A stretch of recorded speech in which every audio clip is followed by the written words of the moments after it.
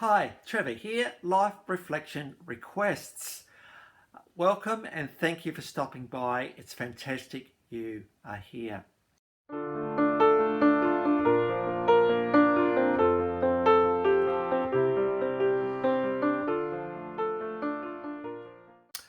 Well, this channel has received a few requests lately, particularly through private conversation, which is always fantastic. And I thought I'd slip these guys in after the iconic David Bowie 2-video series that I did recently, just before we get on to David Essex next time. And as David Bowie was a bit of a game changer in the music industry, these guys too have been a game changer in the music industry, particularly in the heavy metal genre. In fact, if you look at that beautiful sublime bit of music that I put in my title, this is nowhere near that today. It's almost like whitewater rapids and waterfalls and crushing waves and the whole thing, because these guys are an absolute powerhouse, that is for sure.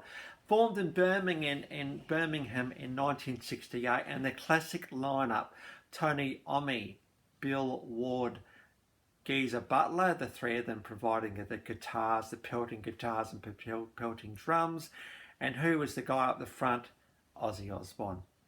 Now, the minute I mention those guys' names, you know exactly who I am talking about. I'm talking about Black Sabbath. Now, these guys are pioneers in heavy metal. These guys have been absolutely influential in pretty well every heavy metal act in existence today. All of them cite Black Sabbath as a significant influence in their own individual careers. So it was only right in 2006 that these guys were inducted into the Rock and Roll Hall of Fame. Now, these guys have been around for a while. As I said, 1968 they were formed, and between 1970 and 2013, how long is that? It's 43 years. 19 studio albums, 8 live albums, 16 compilation albums, 7 video albums, 1 EP, most artists do EPs at some point, 30 singles.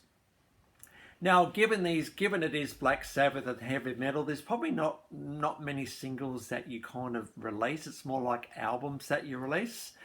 But they have sold around 70 million copies of their albums, making them pretty successful in the scheme of things.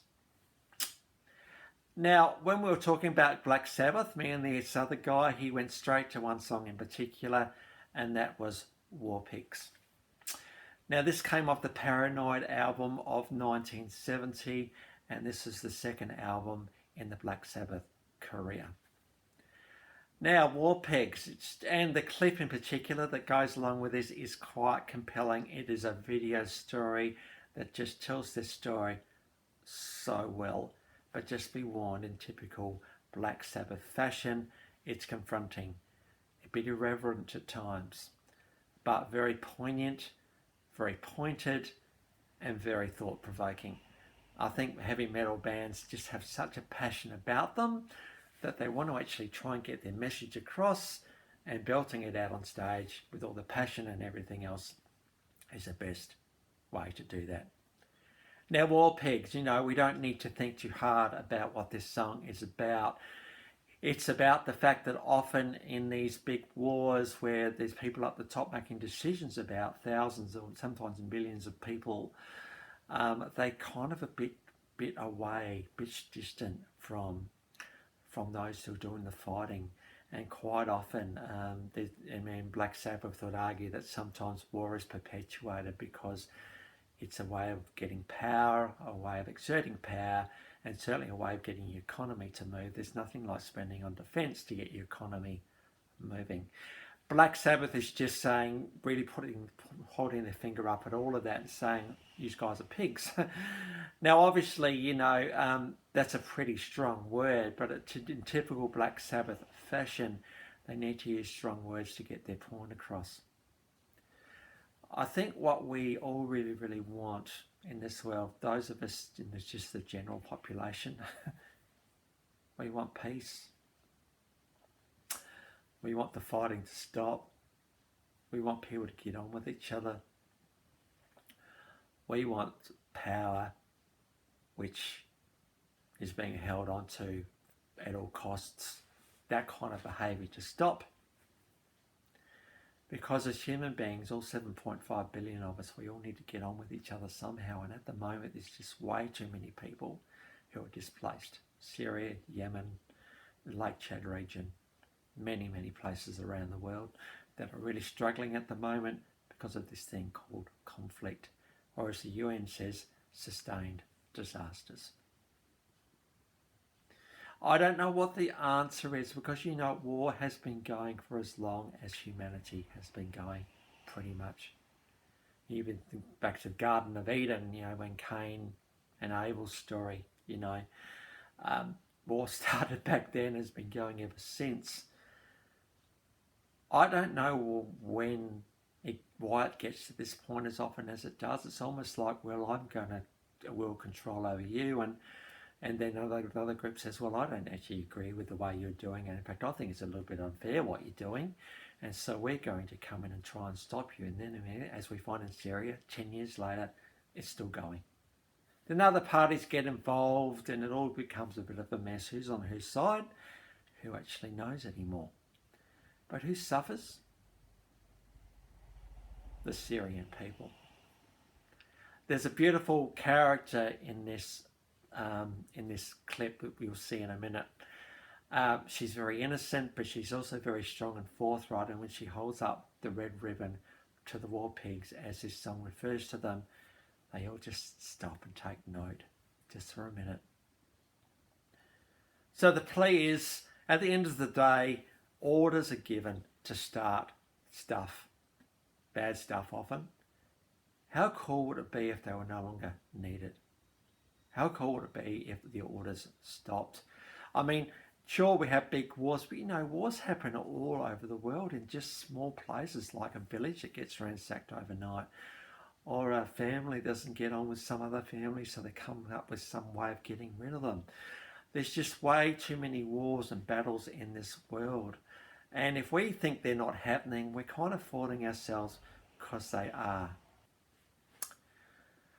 And so, war pigs. Now, pigs aren't regarded as terribly clean. Pigs, incidentally, are also quite intelligent. So there's something intriguing about putting the word war and pigs together. So in our small parts of the world that we're in, what can we do to promote peace? We may not be able to stop the war in Syria and Yemen and those places, but what we can do in our small part of the world to actually try and make a difference, make a positive difference. This is the, I believe, encouragement of Black Sabbath today. Let's stop being warmongers and look towards peacemakers instead. There's a call out to the world there through this song today. Well, and so on to the clips. So, we have War Pigs. Now, both of these songs today came off the album Paranoid from 1970. So it's a classic album for Black Sabbath. We did have War Pigs, and as I've already said, this is a video story of the song. It's a relatively long song, but you know what? The clip just makes it so compelling. So just hang in there till the end, because the ending's pretty cool in this one. And then we've also, there's quite a long musical introduction to this one as well, and it just goes to show how incredible Tony, Bill and Geezer are backing up Ozzy, how incredibly powerful and tight these guys are musically, and they just really stretch the envelope, because they're pioneers of heavy metal. Rock wasn't enough, we had to go one step more, and that's where Black Sabbath went. And I thought we'd better have a live version of something from Black Sabbath. And so, yes, we have gone for the song Paranoid. So when you think about Black Sabbath, this is one of the songs you think about. Ozzy Osbourne, make no mistake, he's got a pretty amazing voice. And you need someone with the power and strength that he has to be able to pull off being frontman for such an iconic heavy metal act that is Black Sabbath. So that one's there for you as well. And I thought I'd also, just to bring up the whole War Pigs theme a little bit more, my go-to for war sometimes is the Blackadder series, and particularly the fourth series, Blackadder Goes Forth. This was in the trenches of World War One. In fact, if you want to put in Blackadder finale, just watch that one and go, oh my goodness, that's pretty full on there. But I thought I'd get Colonel Melchett into this video today.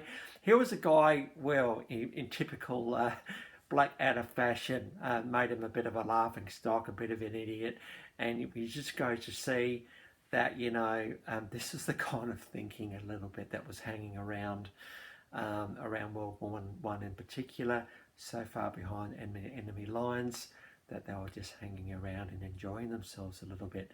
So I thought I'd put in some Colonel Melchett highlights for you as well, just to really bring this theme home. It was great to get Black Sabbath up into this channel. And if you've got a request, feel free to drop it in the comments, and I'll be more than happy to look at it for you. Well, that's it for today. Yes, as I promised with David Bowie last time, we are going to go on to David Essex next time. This kind of is snuck between the two. So until then, I'll catch you around.